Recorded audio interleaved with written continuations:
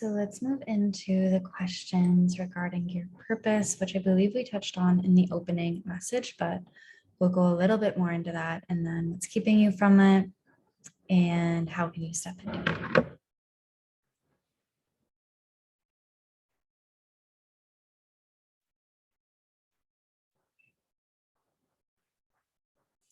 So another thing that is aligned to your soul's purpose is this expression of love.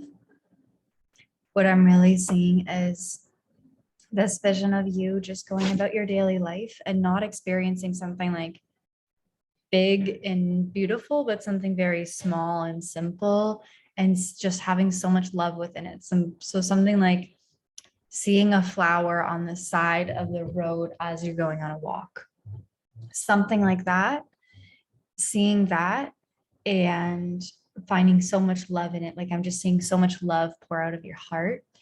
And so part of your purpose, in addition to what came out in the opening message, is finding love in the present moment and spreading love. As I'm seeing, when you feel this love, it just goes all like the love that you feel spreads around you.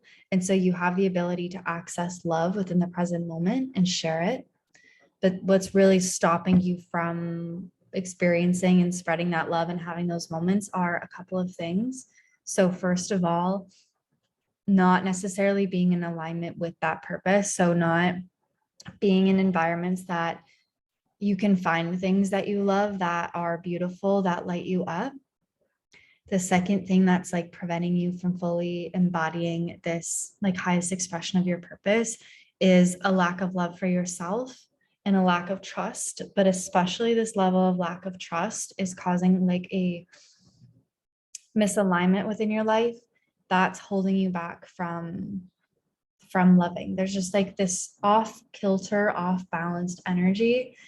If you have anywhere that's like very nature around you, especially like bodies of water, try to spend like an hour a day in nature. I'm seeing that this is going to help you come back to yourself and your soul. I feel like there's just a lot of physical matrix blocks and energies that are kind of getting in the way of you and your soul, like your ego.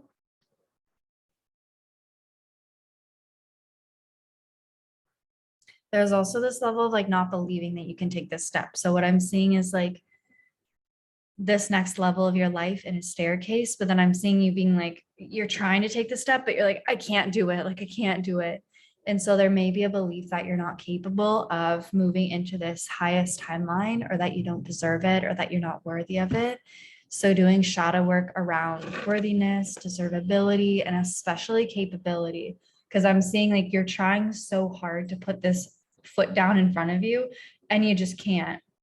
It's almost like you want to run back to the past, which is comfortable and familiar to you, but that past doesn't let you grow and expand in the way that you need to grow and expand in this moment.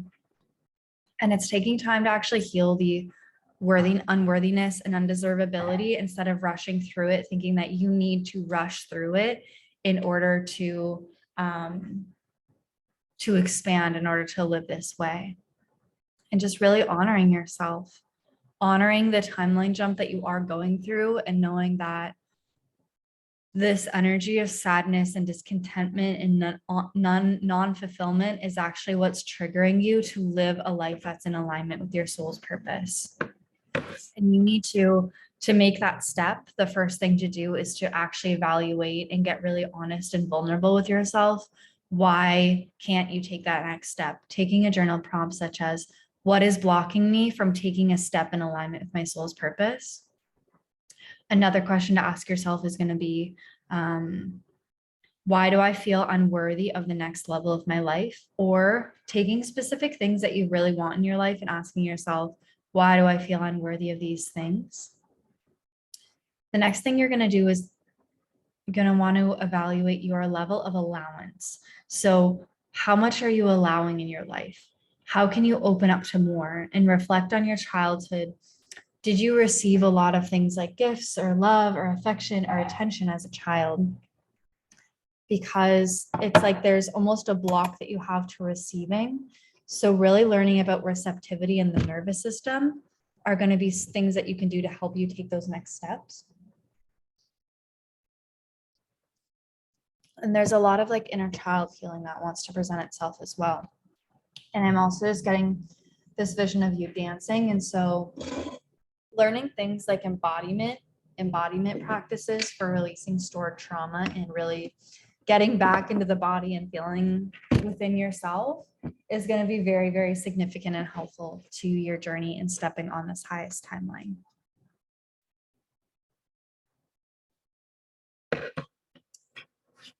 You also need to remind yourself that you can do it.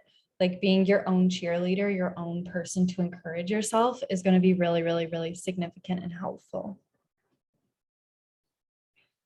So I'm just seeing if there's any final messages that want to come out in the records, as we've covered the 11 questions you sent.